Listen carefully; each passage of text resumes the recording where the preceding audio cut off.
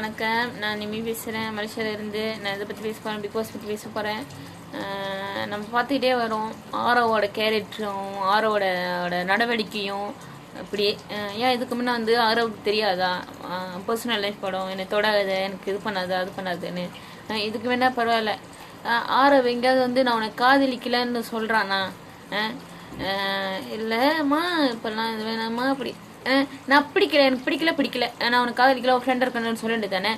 இந்த இதுக்கு முன்னெல்லாம் வந்து இப்படி இருந்துட்டு இப்போ மட்டும் என்ன வந்து பர்சனல் லைஃப் பாதிக்கும், மக்களுங்க பார்க்குறாங்க, ஆளுங்க பார்க்குறாங்கன்னு சீனா போட்டுக்கிட்டு அப்படியே மகரையும் மூஞ்ச கண்ணால் போய் பாடுறா. ஓவியம் வந்து வந்துட்டு பேசுறதே வந்து ஒரு பெரிய விஷயம், உனக்கு கடிச்ச ஒரு பிளெஸிங் மாரி ஆகுது.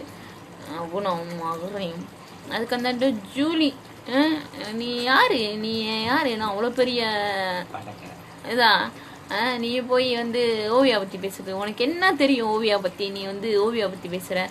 நீ கொளுத்தி விடுற நெருப்புன்னு எங்களுக்கு தெரியாதா? இல்லை பார்க்குறவங்களுக்கு தெரியாதா? மொவலை நீ இந்த வாட்டி எலிமினேட் ஆகி வெளியே வாடி, உனக்கு செம்ம சங்கு இருக்கு, உன்னை வச்சு செஞ்சு விட்டு அனுப்ப போகிறானுங்க. அப்புறம் வந்து காயத்ரி, சக்தி, நீங்களாம் என்னடா கேரக்டரு? நான் கேட்குறேன், நீங்களாம் என்னடா கேரக்டரு? குப்பை துட்டிங்களா? போய் பசாமல் இருக்கிறத விட ஏன்டா ஐயோ எனக்கு தெரில என்ன சொல்லணும்னு. ஓவியாவுக்கு வந்து மக்களுக்கு சப்போர்ட் பண்ணணும். ஓவியா வந்து அவங்க லைஃப்பில் இன்னும் நல்லா வளரணும், அவங்களுக்கு கிடைக்காதெல்லாம் நல்லதாக கிடைக்கணும். எங்களோட ப்ரேயர், எங்களோட ஆசீர்வாதம், உங்கள் அம்மாப்போட ஆசீர்வாதம் அவங்களுக்கு எப்போதுமே இருந்துக்கிட்டு இருக்கும்.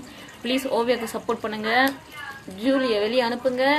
ஜூலிக்கு நம்மளோட இதை வந்து நம்ம ஜூலிக்கு காட்டணும். ஜூலி மூஞ்சி முகரை உடைக்கணும். நன்றி, வணக்கம்.